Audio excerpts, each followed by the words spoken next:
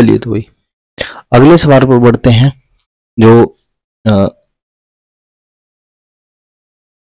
आपको जो missing number insert करना है उस पर चलते हैं। क्लास में से कोई बताना चाहेगा क्या इसका आंसर? चलिए ये ऑप्शन है, ठीक है। और आप देखेंगे अगर तो 5, 8, 13, 22, 39, मतलब कंपैरेटिवली अगर मैं देखूं तो यहां पर कितने गैप है? 3 का, यहां पर 5 का, यहां पर 9 का, यहां पर 17 का, ठीक है। इस तरीके से गैप बढ़ता जा रहा है, ठीक है। तो अगर ऐसे, मैंने आपको कहा था कि अगर एक सिंगल गैप बढ़ता हो, मैं क्लास में आपको बताया हुआ है कि जब भी गैप इक्वली बढ़ रहा हो तो वहां पर या तो प्लस होगा या फिर माइनस होगा। लेकिन जब भी गैप आपका अनइवन बढ़ रहा हो, ठीक है, और अनइवन में भी थोड़ा ज्यादा बढ़ रहा हो, तो आप वहां पर मानकर चलिए या तो बढ़ रहा है घट रहा है। अगर इस तरीके से अनइवन, तो वहां पर या तो आपका मल्टीप्लिकेशन या फिर आपका डिवीजन कंफर्म आपका वहां पर लगा हुआ है, ठीक है।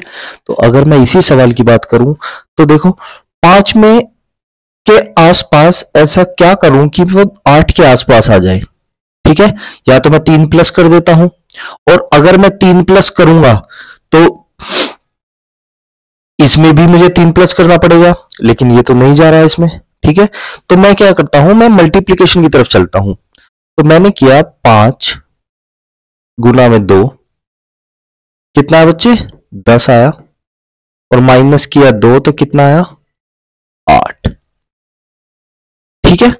अब मैं वापस से 8 को 13 के पास लेकर जाता हूं, तो 8 गुना में 2 कितना आया? 16, और 16 में से कितना घटाया? 3, कितना आया? 13, ठीक है। अब वापस से 13 को 22 के पास लेकर जाता हूं, तो कितना आएगा? 13 गुना 2 26, और माइनस 4 करूंगा तो 22। अब मुझे एक पैटर्न समझ आ गया कि मुझे क्या करना है कि जो भी प्रीवियस नंबर है उसकी 2 से गुना करनी है, और 2, 3, 4, 5 ऐसे इंक्रीजिंग ऑर्डर में उसको घटाते जाना है। अब 22 तक आ गया हूं तो अब 22 पर चलता हूं। 22 गुना 2 कितना आएगा? 44, और माइनस में किया 5, 39 आया। तो 39 गुना में 2 कितना? 78, और माइनस में इस बार किया 6, कितना आएगा?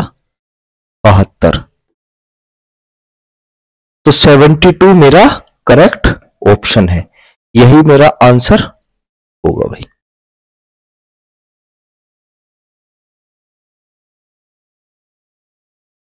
ठीक है, तो इस तरीके से आपको आइडिया लगाना है कि क्वेश्चन किस तरीके से क्वेश्चन बढ़ रहा है घट रहा है, तो उसमें आपको एक आइडिया लग जाएगा कि वहां पर मल्टीप्लिकेशन या डिवीजन कोई ना कोई एक लगा हुआ है।